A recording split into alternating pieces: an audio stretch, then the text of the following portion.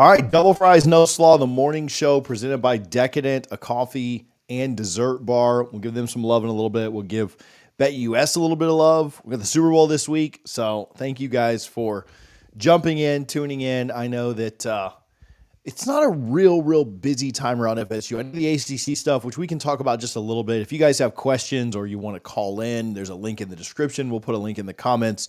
But I know it's not a super busy time at FSU. Maybe the ACC stuff has changed that a bit. Obviously, the Coach Ham news changed that a bit. We can talk about Coach Ham a little bit. I know we don't go super hard into basketball. Baseball starts in, I think, 10 days from today. Softball's 2 days from today. So spring sports about to really get going and get underway. And man, I know that we'll talk about Coach Ham a little bit. And I know that, we won't spend a ton of time on this, but what Tanaya Latson and the women's basketball team are doing is pretty ridiculous right now. And I understand you're probably on this because you're a football fan, and you're probably watching this because you're a football fan, and that's totally fine. I do the show because I'm a football fan. However, if you have some casual time on Sundays, a lot of times the ladies play on Sunday nights, a lot of, Wednesday night, through the week it can vary. But if you're just around not doing anything on a Sunday, just flip, put the women's basketball game on in the background. And I know, I'm trying to sell you on, I know that's not necessarily why you tune in. They are so good, and she's the best player in the country right now. There's no doubt. Highest scoring player in the country. They score 90 points a game, and so women's basketball at low score, I don't care. No, they're fun. They're really good. So check them out. So I'll shout them out before we get going. How is women's field hockey looking? I don't have a massive update on that. Unless you were talking about lacrosse. Until we are on lacrosse. So I don't know. First couple of practices. I don't have any insight on women's lacrosse. I will go to a couple of matches. I have no idea how the scoring, I do know how the scoring works. It's just one point, but I have no idea the real rules of that sport, but I will go out to it. So, all right, we can talk about the Super Bowl a little bit. I want to talk about Coach Ham. I want to talk about the ACC, but I mostly just want you guys' questions on that stuff and see what we can answer and talk about. I talked about this on Sunday, and so maybe you've already heard this rant because I don't think this will be a super well-attended live stream, but we truly will try and keep this to 30 minutes. My ultimate goal, and are you watching some of the Jameis Winston stuff? If you're not following... I'm not going to tell you who to follow and who not to follow, but on Instagram, if you're not following Fox Sports, or just follow Jameis, because I think they tag him in all of it too. I think that's how I'm seeing it. If you're not following Fox Sports on Instagram this week, or again, just Jameis specifically, I don't know what you're doing. But he's he's part of the media. Look, I'll even show you. He's throwing cookies to Patrick Mahomes, and they're little W cookies. And he's got Patrick Mahomes eating W's before the biggest game, before a three-peat opportunity. He's got Travis Kelce. He threw one to Travis Kelce so that he could take a picture with it, and Kelce took a bite out of it immediately. And James is I kind of wanted to get, can I throw you another one so we can get a picture of it? Listen, and I said this on Sunday. My mission right now is for Jameis to play for the Chiefs. And I know everybody hates the Chiefs. I know everybody hates Kansas City. You're tired of seeing them win. He's making them likable. Him just being there at the Super Bowl is making... I don't even like the Eagles. I'm a Bucs fan. We had that big rivalry back when I was really getting into football as a young kid, 7, 8, 9, 10, 11, 12 years old. With that huge rivalry with the Eagles, we beat them to go to the Super Bowl. I don't like the Eagles either. He's making the Eagles likable. He's making the Chiefs likable because his personality, he's asking the coaches where he should go in free agency. He's telling Andy Reid he wants to play for them. Maybe he does back up Mahomes. I don't know. That's what I want. But if you're not following Jameis through all of this, it is the best. It's the best aspect of the Super Bowl until the game, right? The game happens, and sure, that's fine. I've never cared about the media row week lead up to the Super Bowl because we know all the storylines. We know about Kelce. We know about Mahomes. We know about Saquon Barkley. We know about the defense for both teams being really good. We know about all that. We know about the 3P. We know about Nick Sirianni. All of that stuff is overplayed to me. Jameis has been the best part of this 2-week lead up to the Super Bowl, and it's not close. His interviews, the fact that they have him running around interviewing coaches is phenomenal. Again, you should be you're probably already following Jameis, so maybe you already see it. But if you're not, follow him, follow Fox Sports, because it is hilarious. That's not a plug for Fox Sports. I don't care. You can unfollow him on Sunday. It is really, really good stuff. On the Super Bowl specifically, I won't bet against the Chiefs until I see them lose. So that's my Super Bowl advice for you. Once they lose, then maybe I'll start betting against them, but they just don't lose consistently enough. Obviously, the only Super Bowl they've ever lost with Mahomes is the one here in Tampa against the Bucs in the COVID year. They were decimated by injuries. If there was a team that could knock them off, I mean, the Eagles are certainly that team, but we said that about the Bills last week too. So, I think the Chiefs end up winning. I don't know if you guys have a pick or if not, but I do. Okay, one last thing on Jameis, because that's really what's more important. You guys didn't come here for my Chiefs-Eagles talk. I want one of those W cookies. There's no doubt. Like I'm working right now very hard to see how I can get one of those W cookies. And I don't know. So like we have cookies. I know this is gonna sound gross. We have cookies from my kids' like first birthday. Like my mother-in-law is, goes above and beyond for everything, but she got cookies that had they were like the number one and they had my kids' names and stuff like that. We have them frozen. And I just wonder if there's a way that I could get one of those W cookies and I can't freeze it and then you couldn't leave it back, but I would put it up there. Maybe I could just get a cutout of one. Maybe it's not smart to put an actual cookie back there. Even if you wrapped it in plastic, it might get kind of gross. But yeah, I need one of those W cookies really bad. So that is my project, my big project. Never mind, I'm not gonna make that joke. But my project for this year is to get Jameis to sign with the Chiefs. The minor project, if that doesn't go through, is to get one of those W cookies.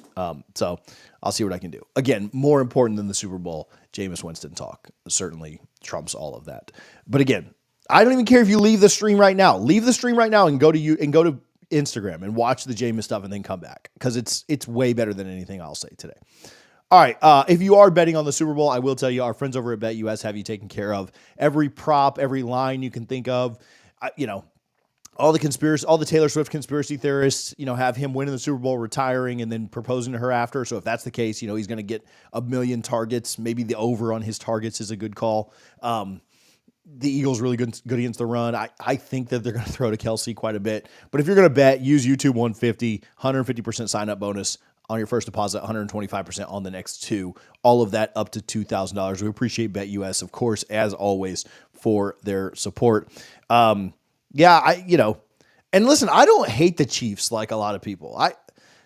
I'm really rather indifferent on the Chiefs specifically, but I like Andy Reid, I like Travis Kelce, and I like Pat Mahomes. And I understand why people don't like them. I get it completely. And everyone hates greatness. But as much as y'all hate greatness, or not y'all, not the people in here specifically, or the people watching this on replay.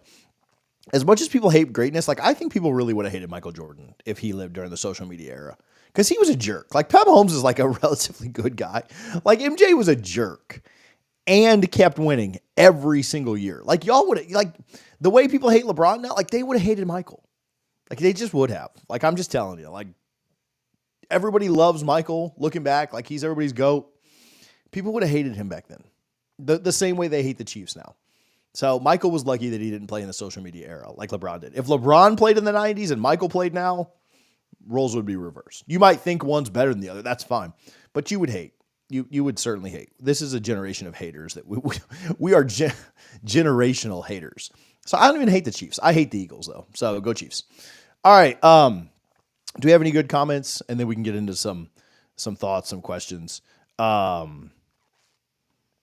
Good morning to JW.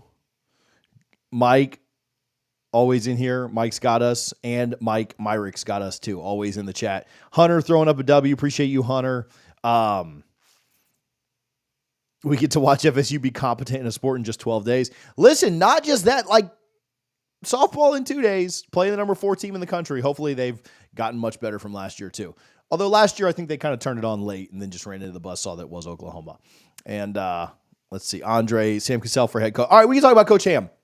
Harlan sent me some numbers, and these numbers courtesy of Clay Fink, Knowles 247. Hey, again, I see my buddy Josh in here. There is a call-in link in the description. If anybody wants to call in and chat a little bit today, you're more than welcome to. When sorting through total wins, Coach Leonard Hamilton ends his career coaching 10 of the top 18 teams in Florida State men's basketball history: 2019, 2017, 2020, 2009, 2012, 2014, 11, 18, 2007, and 2010. Obviously, 1972, they went to the Final Four. 93, 70, 78, 55, 80, 89, 92, the other 8 of that top 18. And then you always remember the COVID year robbing, 2020. I think, clearly that was, I saw a tweet yesterday that Leonard Hamilton's best chance at a title was taken away by COVID. Mike Norvell's best chance at a title was taken away by the committee, and Link Jarrett, so far, his best title chance was taken away by the umps in a game against Tennessee. So we are absolutely cursed right now and down really bad, but hopefully the times will get better. Fortunately, softball and soccer have been keeping things afloat for us for the last 5 or 6 years. Coach Leonard Hamilton will retire with an NCAA men's basketball record, won an NCAA record 57 games against ranked teams while his teams were unranked. Winningest coach in FSU history, 5th winningest coach in ACC history, which is actually kind of ridiculous when you think about the fact that obviously Coach K is up there, Roy Williams, like there's some insane names on that ACC coaching history list. 2018 National Coach of the Year, 3-time ACC Coach of the Year, 19 NBA draft picks, 76 of 79 seniors since 2003 have degrees. And then you also think about the Elite Eights, the runs to the Sweet 16, multiple tournament appearances. It really did feel like this program was dead a few times. That's not the most impressive. I'll say this. More impressively than anything on the court was really what he did off the court and the way that he cared about his players and the way that he was an ambassador for Florida State. I've probably been up in he's at everything. Like, he just goes to everything. I've seen him at events that you would never imagine that he would be at, whether they be tennis matches, whether they be, I was at an event one time and he was at a tennis match indoors in the middle of January, like during season, and he was there. I've seen him up in the suites at FSU football games several times. Everybody goes to the football game, so I'm not giving him a lot of credit for that, right? But I've just seen him at stuff and supporting at stuff that is so impressive. And the way he cared about his players was really special. And I know these last couple of years sucked. Do I think this move should have happened earlier? Yes, because not even because I'm not Richie. I'm not this passionate basketball fan that's just like, oh my gosh, I just cannot believe that our basketball team has been struggling. But I'll tell you, I hate that we had to see this decline. Kind of the same way with Kobe. I hate the way that, like LeBron seems to be playing at not the top of his game, but still pretty high level right now. Whereas most players tail off and most players kind of decline and they're not very good at the end. And sometimes guys leave before that's the case. Like Brady. Brady understood that he was starting to take a step back and he didn't want to play and be a 7-10 team, right? Like, I get that. So I just wish that Hamilton could have gone out a little bit more on top. I think with the, everybody said this, so I'm not breaking any news, but with the advent of NIL, with how recruiting changed, how COVID kind of robbed him, it just was all kind of downhill from there. But I wish we wouldn't have had to see this decline, because I do think it leaves kind of a bad taste in your mouth, at least for the current moment, on Leonard Hamilton, because you think so, not poorly of him, but you just think poorly of the basketball program because of the product the last 2 years.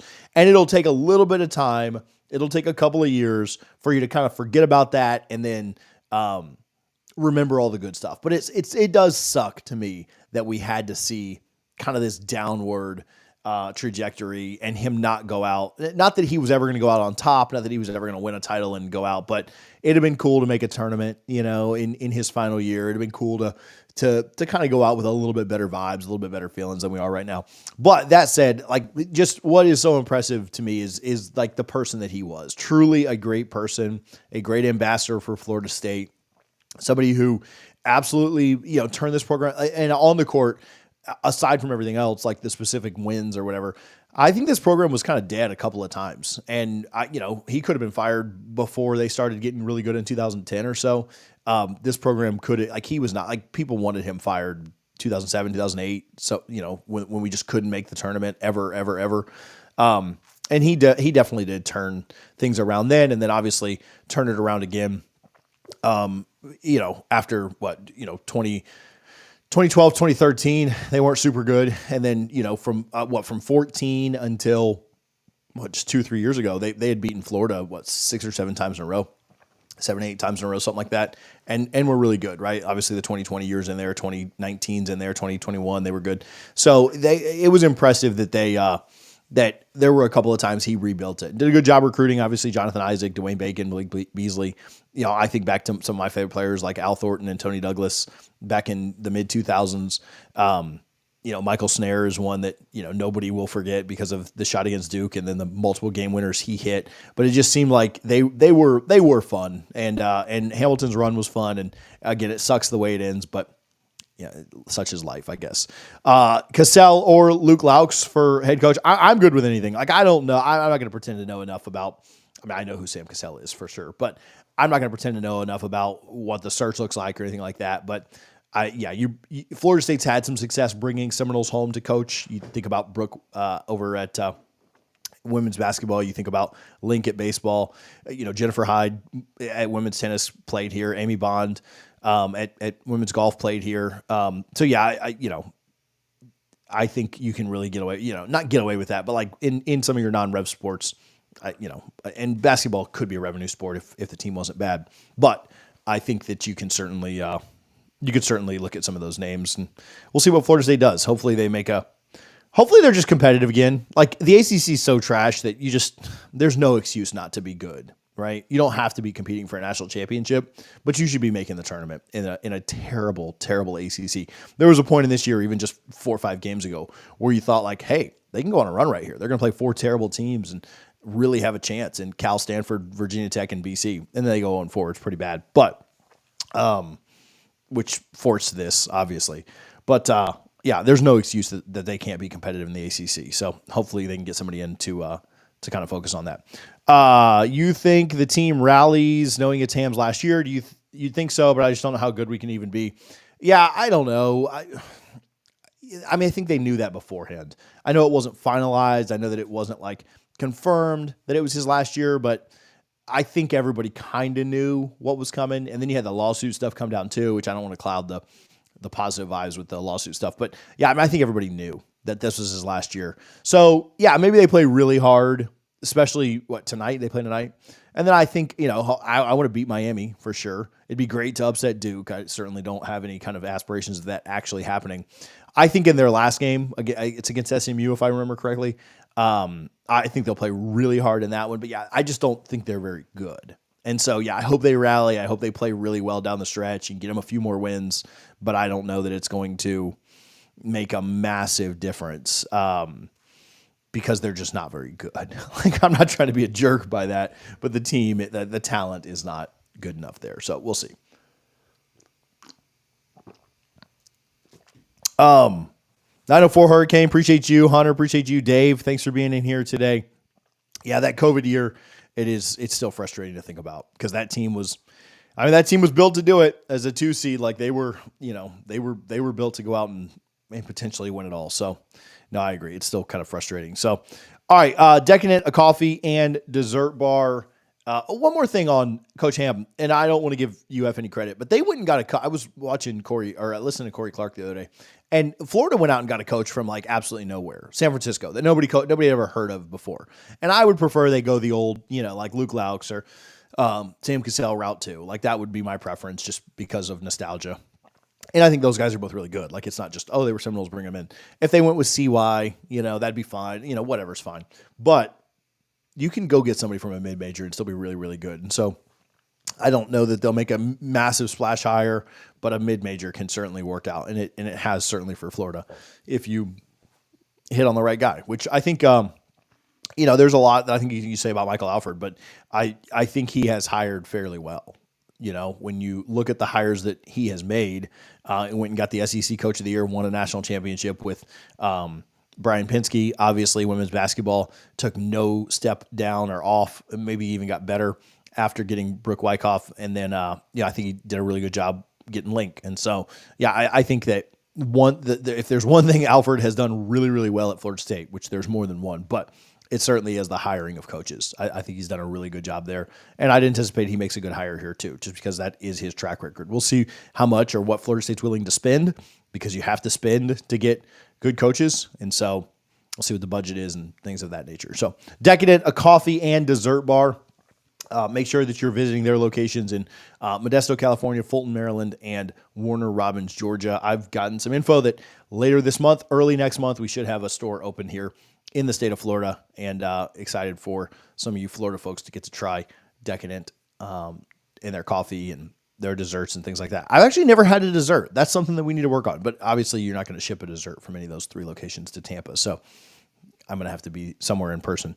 Maybe Warner Robins is possible. That's not like an easy trip, but more possible than most. All right, on the ACC, let me talk about this for just a minute, and I don't know how long we'll be on here today, but we'll talk about the ACC real quick, and then if we have any other good comments or questions or anything like that, we can certainly get into that. I do think that I continue to hear that I know that what was floated, and we talked about this a little bit on Sunday, but just to kind of put a bow on it, what was floated when the ACC and ESPN agreed to their extension, which was very much expected, and people were super negative about that happening. That was never not going to happen, and Florida State didn't do anything wrong. You can be negative about it, I guess, but it's not like Florida State screwed up by ESPN and the ACC agreeing to something. Like, there was nothing Florida State could have done to stop that. So people were upset about it, but and mad at fire everybody, fire Alfred and McCullough and the whole board of trustees, and get rid of Norvell too. While you're like, Florida State didn't do anything wrong there. They just happened to have been in the ACC. But the messaging that came out from David Hale and Ross Dellinger was that, like, the agreement pending was potentially that Florida State would take a reduced time frame and get out after 2030, and because of reduced grant of rights penalties, and have increased revenue between now and then. We've talked with Doug Rohan. We've talked about that. To me, that's a small win. It's not a great win, but it is something. I do think it's more positive than staying in until 2036 and not making any money, but it's certainly not as positive as getting out sooner than 2030, right? So it's a compromise. It's a meet in the middle, and it's both a win and a loss. That, by definition, that's what a compromise is. Although I've heard from some folks at Florida State that they're not like, now again, maybe this happens tomorrow because I'm saying it today, but I've heard that that's not like something they're signing tomorrow. Like, I think they really want to continue to explore options on getting out earlier if there is a possibility of that. We are actually doing a series over on College Football Addiction with the Big Mountain podcast. I don't know if any of you guys check them out or watch them, but they do some of the best realignment content on anywhere, right? Like on social media. And it's here on YouTube. You can go over to College Football Addiction and check it out. A video just dropped actually the same time we went live at 9 a.m. So you can go check that out when we finish up here. But I think there are still some pieces moving in the background, and I think UNC is maybe even more of a linchpin right now in this than Florida State is. Now, UNC doesn't have any litigation ongoing, but based on who they've talked with and based on kind of the people on the TV side that they've chatted with, ESPN really wants to get UNC in the ACC because of the Belichick factor. They kind of view that as their mini Dion, right? I don't know that Belichick's going to have quite the media circus that Dion had around him in Boulder, but I do think UNC is a pretty big linchpin in this. And I think there's a chance, right? I'm not telling you that this is definitely happening, but I do think that there's a chance that UNC is somebody that ESPN would like to move over. And if that was happening, if ESPN was to move UNC over, I could see a situation where Florida State got to go with them so that it was kind of a partner type thing, and to satisfy like the lawsuits and everything that's happening with FSU.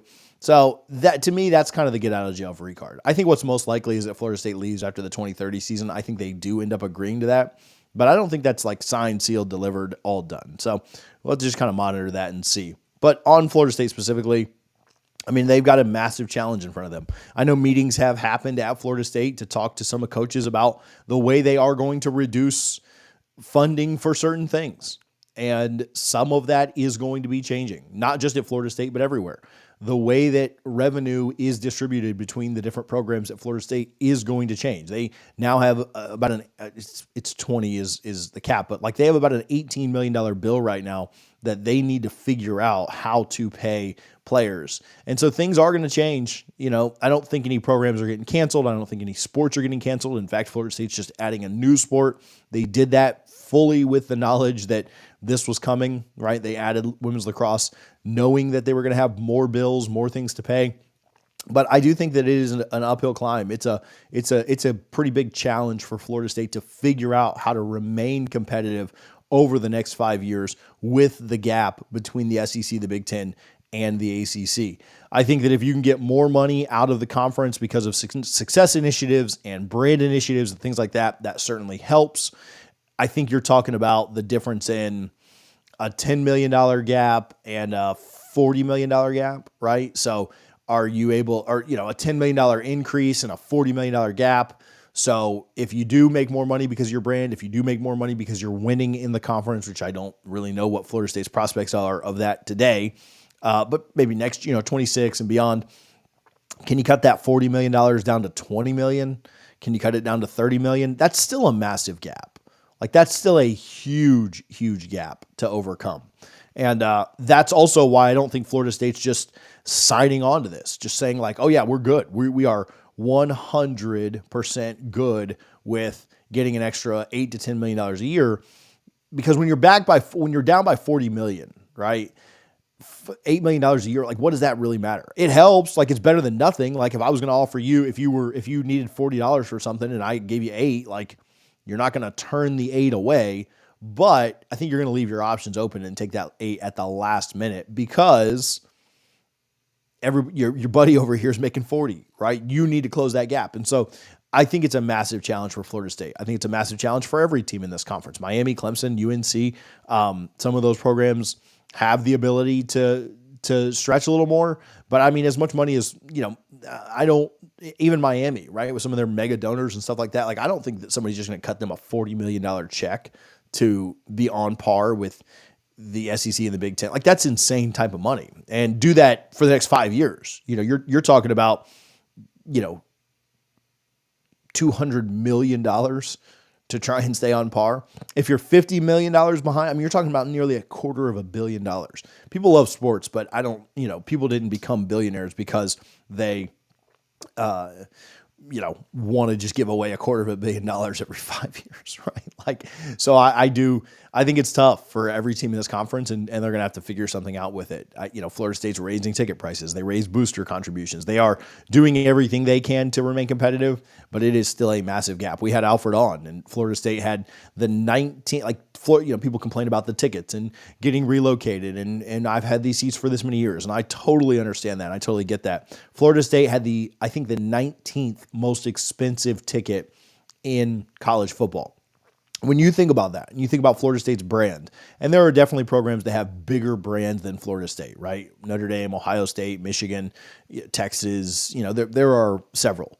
But for Florida State, Florida State's not the 19th biggest brand in college football. And folks were, for a long time, myself included, getting a bargain on tickets, and so ticket prices raised. And I think they're like around 13th now. I mean, do you think Florida State has the 13th biggest brand in college football? Do you think they're the 13th best ticket in college football? I don't know. I don't know the answer to that. I would probably put them slightly above, but they're not even, when they hiked their tickets on average, they're not even going up to like 1 or 2. Like they're just kind of like middle of the pack on the upper echelon teams. So they're trying to get creative with revenue. They're cutting some stuff from different sports. We'll see how that works out. But I do think I do think that there will be changes, and there have already been changes kind of talked about. Let's talk about some of this stuff. I hold Norvell accountable for this hire and the Norvell contract. Yeah, I mean, accountable for the basketball hire, I agree completely. I mean, obviously he didn't hire Norvell, but yeah, the Norvell contract, I mean, I think that's pretty hindsight-ish. I think that,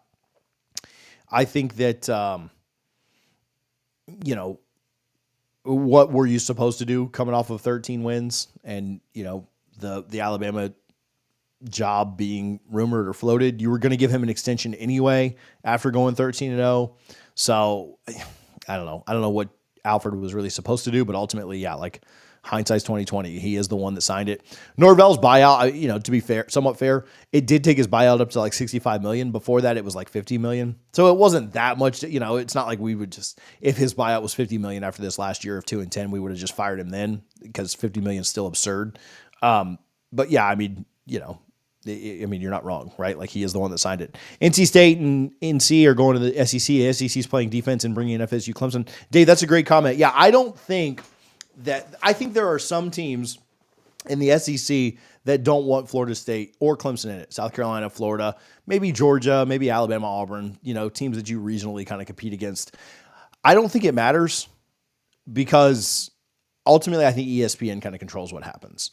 If ESPN, the entity that's writing the checks, and we can all hate on ESPN, we can all hate on whatever, I still think Florida State ends up in the Big Ten eventually, whether that's now or in 20 or 2036, whatever.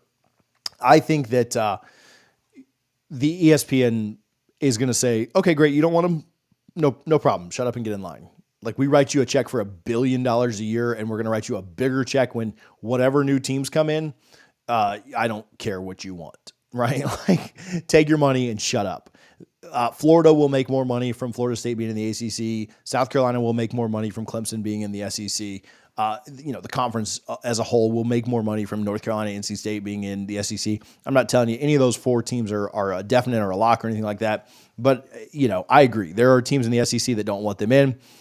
But ultimately, I don't think it matters. 904 Hurricane, week 1, Alabama, FSU, Notre Dame, Miami, Florida, LSU. Florida, LSU is a little later. They're week 3. They play them the week before. You guys play them. Texas versus Ohio State, and one you left off there. LSU actually plays Clemson. So LSU plays Clemson and Florida in the first month. So Florida LSU is a little later in the month. But yeah, week 1 is phenomenal this year.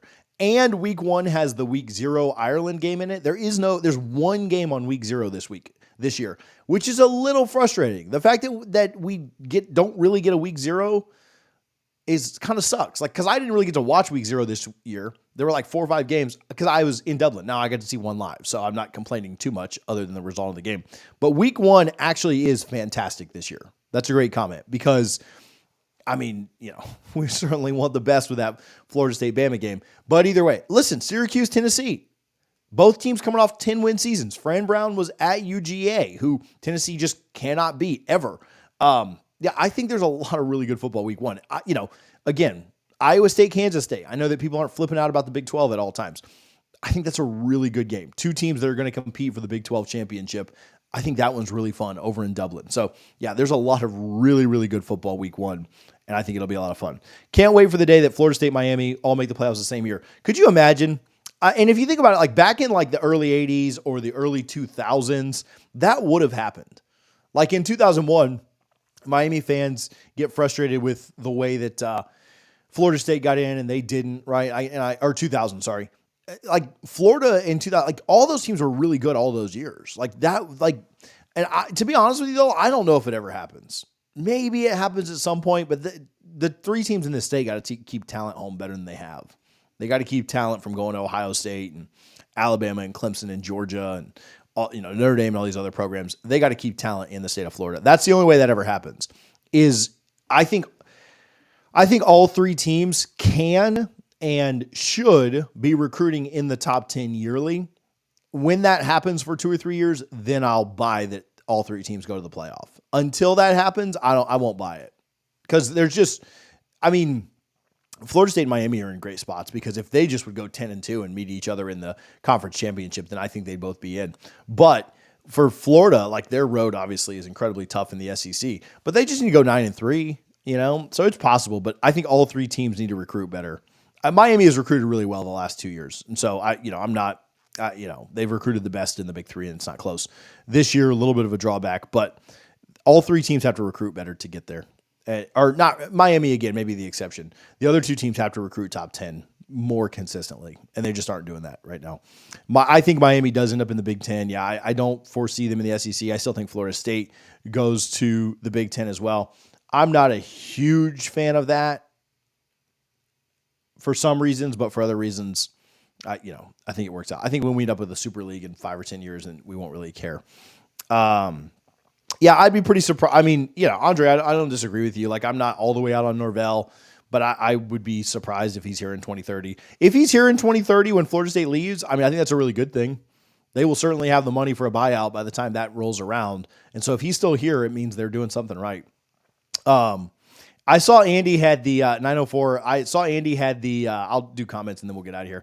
But I saw Andy had the, I saw he had the Gators in his playoff. I saw Ari Wasserman had DJ Lagway as the number 3 player in the country. Like, he did his early top 10 list. Jeremiah Smith, number 1. Who was number 2? Oh, Downs, their safety, number 2. And then DJ Lagway, number 3 overall. And I'm not a Lagway hater by any means, but like number 3, like the best quarterback in the country. Come on now. Like, that's a little much for me. But I think on 3 kind of, they pull some TJ stuff. They clickbait a little bit like TJ does too. So, I guess it just is part of what it is. Football facility was supposed to be done by the kickoff by August. I don't know if there's an updated timeline on that. I don't know if they've gotten delayed. I know they've had storms and snow and everything else, but the football only facility was supposed to be done by the start of the season. I actually haven't chatted with Alfred anytime recently. But they're supposed to be, it was supposed to be done by August. So unless that has changed or, unless they've had delays, it's supposed to be, the same time the Doak renovations are done as well.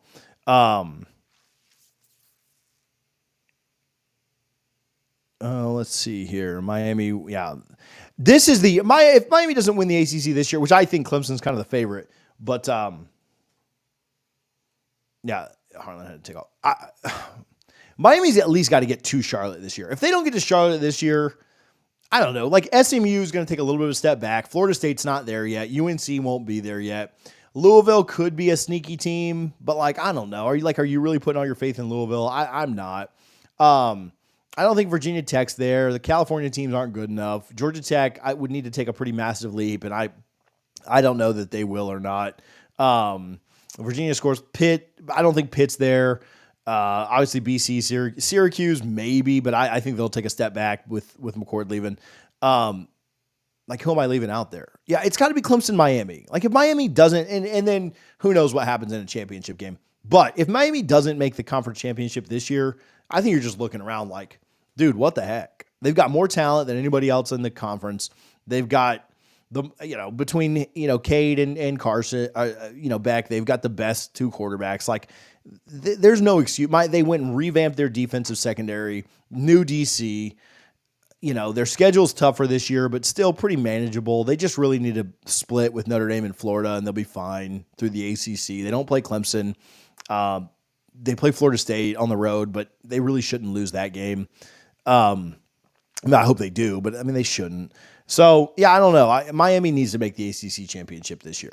There's no doubt. Their toughest 2 games aren't even in conference. They could literally lose those 2 games and still go undefeated in the conference. They're going to be favored in every conference game they play. And so, yeah, there's no, and yeah, they could, now this would be disappointing. They could go 9-3. They could lose to Notre Dame, Florida, and 1 ACC game and still go to the conference championship. And they should go to the conference championship this year. If not, this year, to me, if they don't go to the conference championship this year, it's a massive failure. And it was a pretty big failure to not make it last year, but they've got to make it this year. There's no way that they can miss this again. If they miss it again, man, like, they're not firing Mario or anything. Like, that's not the implication I'm making. But like, I do think if they miss the ACC championship this year, I think you start to ask questions like, okay, what the heck's going on? Now, if they have like Beck gets injured or never plays because of it, it's something like that. Like, that's one thing. But they need to make it this year. There's no excuses for them to not make the ACC championship, in my opinion. I don't know. Maybe Miami fans would disagree with that, but I think they'd say that's pretty spot on. March 11th, is that baseball, Dave, or is that softball? What do you got there? FSU versus UF on March 11th. Man, I'm looking at the softball schedule. I'm looking at the baseball schedule to kind of see what and when I can make it to Tally and what's going on. So I think I'm going up to Tallahassee later this month for softball, baseball. A couple other sports are all in town the same weekend, so that should be fun. All right, baseball. Yeah. No, let me read 904's comment here, but yeah, I want to. I usually go to the baseball game in Gainesville just because it's closer, and because it was fun as heck last year watching us wipe the floor. Keep in mind they have both buys in 3 week span early on. I hate that buy. I hate that buy situation for Miami. Like as a Miami hater, I like it, but like that's the ACC is so stupid. To give them a buy, 2 buys in 3 weeks is, I mean, just ridiculous. Although I will say, like, that's their toughest 2 games of the year. And so, okay, so the positive spin, the glass half full, and I'll say this and then we'll get out of here. But the glass half full for Miami is, to me, their toughest game is the opener against Notre Dame. Their second toughest game is Florida with Lagway coming in. And he's really going to test that brand new secondary. I don't know if Notre Dame tests that secondary quite like Florida is going to try to. So you get a bye before Florida. You get 2 weeks to get up at Florida, to get up for Florida. And Florida plays LSU. Florida's got to go to Baton Rouge while Miami is sitting back with their feet up, recovering, relaxing, resting, whatever you call it. That's a big advantage for Miami. And then after playing a really physical Florida team, you got to go on the road and play in Tallahassee. But again, you get another bye. So I agree that it's going to suck in the later part of the year. But if Miami leaves Tallahassee with a 5-0 record, like where are the land? Like there are landmines because the ACC is competitive. I get it. But if you leave Tallahassee with a 5-0 record, I think that's really good for Miami. They got to play SMU. They got to play Virginia Tech on the road. They got to play NC State. But I think that the buys suck. There's no doubt. But I think there's a positive spin you can put on it. But I do agree. Like down the stretch, I mean, it's tough. It's every single week, and we saw injuries pile up for Miami this year on the front, on the both trenches, and that's probably going to happen again. Like that's just what happens in college football. You lose guys due to injury. Not every team can just have 2013 FSU luck where no one gets hurt the whole year. But they are getting those buys around the tough early parts of their game. Also, not having to play Notre Dame with a new quarterback in game 1 is a big plus for them. So, all right, I appreciate you guys for tuning in. Quick morning show. We'll keep doing these on Tuesday. I know it's the off season. I know there's not as much to talk about, but keep tuning in on Tuesday morning at 9 a.m. Come check us out. Again, search as soon as we get off here in 1 minute. College football addiction. I just did a video, part 2 of our series with the Big Mountain podcast on what the Big Ten really, really wants. I'll give you the answer. It's to get into Florida. It's to get Miami and or FSU. So go check that out. Yeah, I know there's some Miami fans in here. I know there's Florida State guys in here. Those guys, the Big Mountain podcast, they do such a good job. I cannot speak highly enough about them. So search College Football Addiction. It's the most recent video. It was posted less than an hour ago. Go check that out. Appreciate Decadent, a coffee and dessert bar. Appreciate BetUS for their support. I love you guys. We'll talk to you soon. Go Noles.